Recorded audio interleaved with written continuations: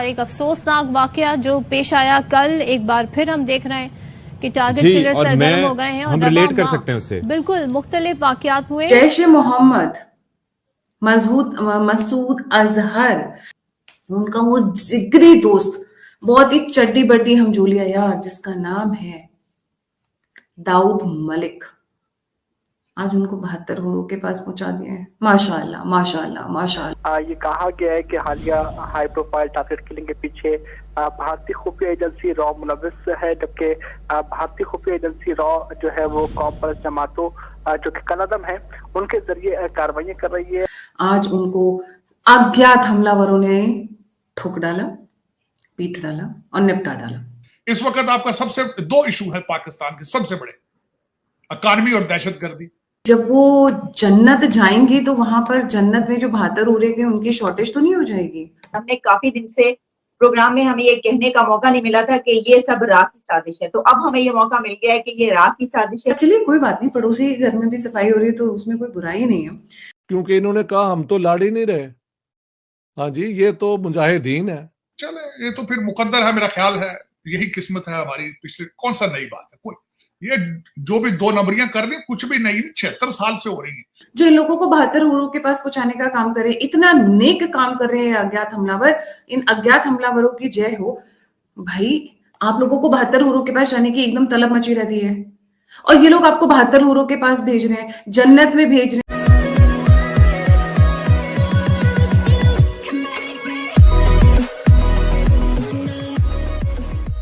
नमस्कार दोस्तों, कई सारी चीज़ें नई हो रही है। मतलब कि अगर आप देखो तो एक अलग लेवल का कॉन्फिडेंस इंडिया के अंदर बिल्ड हो रहा है, चाहे कनाडा को पेल देना हो, चाहे यूक्रेन और रशिया वाली सिचुएशन में भी इंडिया बाप बन के खड़ा है। ऊपर से अगर देखो इसराइल और गाज़ा वाली सिचुएशन तो उसमें भी है, और ऊपर से न्यूज़ हर हफ्ते कोई ना कोई ये आ रही है कि भाई ऑस्ट्रेलिया के अंदर कोई खालिस्तानी समर्थक को मार दिया गया, लंदन के अंदर, कनाडा के अंदर, और कनाडा ने तो उसकी बवाल करना भी शुरू किया। लेकिन अब ये हो रहा है कि पाकिस्तान के अंदर जो टॉप के हिट लिस्ट है उसमें से जो नाम है वो माइनस हो रहे हैं। अब यहाँ पर बात ये हो रही है कि मौलाना मसूद अजहर का जो एकदम करीबी है वो मारा गया है। अब ये पता नहीं अज्ञात लोग कौन है जो आते हैं, बाइक पर दो लोग बैठ कर आते हैं, उनको कैसे ये सारी इन्फॉर्मेशन होती है और जैसे उनको मौका मिलता है सीधा यहाँ पर खोपड़ी पर गोली मार के चले जाते हैं, और इवन ISI पकड़ भी नहीं पाती उनको। ऑब्वियसली वो ट्राई कर रहे होंगे, बहुत हार्ड ट्राई कर रहे होंगे कि भाई कैसे भी करके इनको पकड़ ले, लेकिन हो नहीं पा रहा है यहाँ पर। तो यही बात हो रही है। इसी के साथ ये वीडियो शुरू करता है। जैश ए मोहम्मद मसूद अजहर की बड़ी चड्डी बड्डी फ्रेंड्स, जिनके साथ वो अपने वाले खाते थे, जिनके साथ वो घूमने जाते थे, जिनके साथ वो टेररिस्ट ऑर्गेनाइजेशंस की डिटेल्स शेयर करते थे, कौन कौन सी नई ऑर्गेनाइजेशंस खड़ी करनी है ये डिसाइड करते थे, कहाँ की लड़कियां कहाँ भेजनी है ये डिसाइड करते थे, कहाँ से वेपन्स का कार्टेल आएगा ये डिसाइड करते थे, भारत में कहाँ हमला होना है ये डिसाइड करते थे। उनका वो जिगरी दोस्त, बहुत ही चड्डी बड्डी हमजोलिया यार, जिसका नाम है दाऊद मलिक, आज उनको 72 करोड़ के पास पहुंचा दिया है। माशाअल्लाह माशाअल्लाह माशाअल्लाह, आला ताला। आज उनको अज्ञात हमलावरों ने ठोक डाला, पीट डाला और निपटा डाला।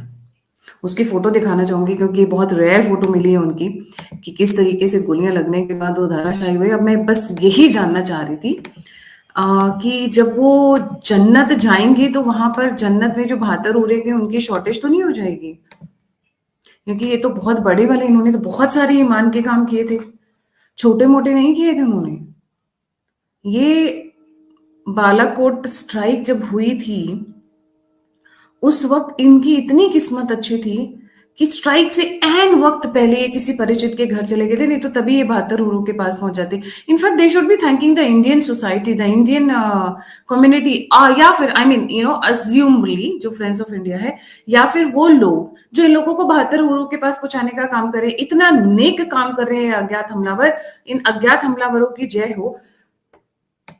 भाई आप लोगों को 72 उरों के पास जाने की एकदम तलब मची रहती है और ये लोग आपको 72 उरों के पास भेज रहे हैं, जन्नत में भेज रहे हैं जो 32 फीट की होंगी, तो आपको वहां भेजने की तैयारी चल रही है। तो फिर खौफ क्यों आया हुआ है ISI को?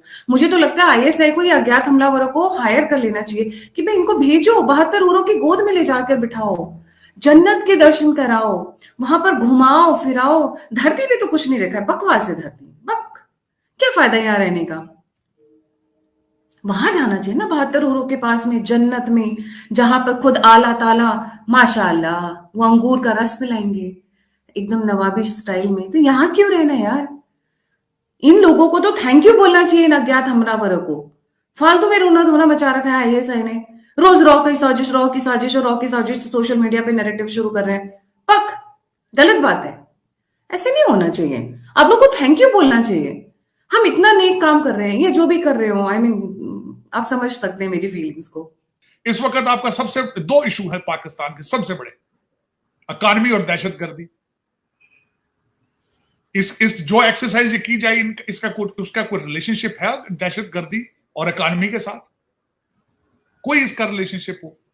नवाज दावे तो कर रहे हैं सर, उनकी पार्टी के लोग दावे कर रहे हैं नवाज शरीफ साहब के कि वो आ गए तो जी सब कुछ ठीक हो जाएगा। नहीं, उनके पास क्या हो जाना ठीक? किस तरह ठीक करेंगे भाई? उनके पास कौन से टूल्स मौजूद हैं?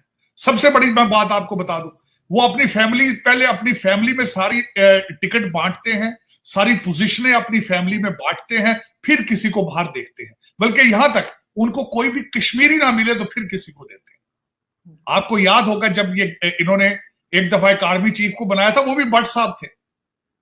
ये तो कश्मीरी गवर्नमेंट इसको कहा जाए तो बेहतर होगा। इनको चाहिए कि मुस्लिम लीग नून के साथ कश्मीरी भी ऐड कर लें, लफ्ज तो अच्छा रहेगा। तो अगर ये क्राइटेरिया हो कि सारी फैमिली को ही बांटना है, बहू है, बीवी है, भतीजे हैं, तो ये क्या है ये ड्रामा? और मुझे किसी और पे गिला नहीं है, हाफिज साहब पे गिला है। क्योंकि देखिए ये तो सारे टेस्टेड है, सारे लोग, ये तो टेस्ट किए जा चुके हैं। पीपल्स पार्टी को टेस्ट किया जा चुका है, नून लीग को टेस्ट किया जा चुका है, अब मुर्शद पाक को भी टेस्ट किया जा चुका है। अगर किसी को टेस्ट नहीं किया जा चुका तो वो सिर्फ हाफिज साहब, वो नए आए हैं और वो हर बात में कुरान का हवाला देते हैं। हमारी उम्मीद है उन पे, और एक काजी फायज ईसा साहब है, उन पे उम्मीद है। लेकिन ये क्या बात है? मैं एक छोटी सी, आज मैं एक और बात, एक तो मैंने त्यारे की बात की। मुझे ये बताएं कि गवर्नमेंट के रिसोर्सेज इसमें क्यों बर्न किए जा रहे हैं सियासी मकासद के लिए? ट्रेनों के ऊपर पेंट कर दिया गया है सारा कुछ। और बल्कि आज मैंने खबर देखी है कि स्कूल के बच्चों को वो पैकेजेस जिसमें पानी और सारे उनको गवर्नमेंट स्कूल के बच्चों को, वो मैंने तस्वीर देखी, किसी ने मुझे भेजी है कि गवर्नमेंट स्कूल के बच्चों को इस पैकेज बनाने पे लगा दिया, ऊपर नवाज शरीफ के स्टिकर लग रहे हैं। तो ये गवर्नमेंट क्यों इसमें इन्वॉल्व हो रही है भाई? इस पॉलिटिकल कैंपेन के अंदर गवर्नमेंट क्यों इन्वॉल्व? इस पे गवर्नमेंट तो नहीं सर, एस्टैब्लिशमेंट इन्वॉल्व होगी। एस्टैब्लिशमेंट ला रही है, एस्टैब्लिशमेंट पहले से मैदान तैयार कर रही है नवाज शरीफ के लिए। एस्टैब्लिशमेंट इतने छोटे काम नहीं करती, वो सिर्फ लाती है। करते तो आपकी ये जो ब्रिटिश ब्यूरोक्रेसी आपकी है, इनको कह दिया जाता है चलो तू इतनी बसें लेकर आना, चलो तू इतने बंदे इकट्ठे कर। ये सारे तो ये आपके डिप्टी कमिश्नर और सारे ये आपके जो नीचे ब्रिटिश एजेंट हैं, ये छोटी नस्ल के, इनको कहा जाता है चल भाई उठ जा, चल जा लेके इतने लोगों को पकड़ के ला बसों में, तो ये चाह के ले आते हैं।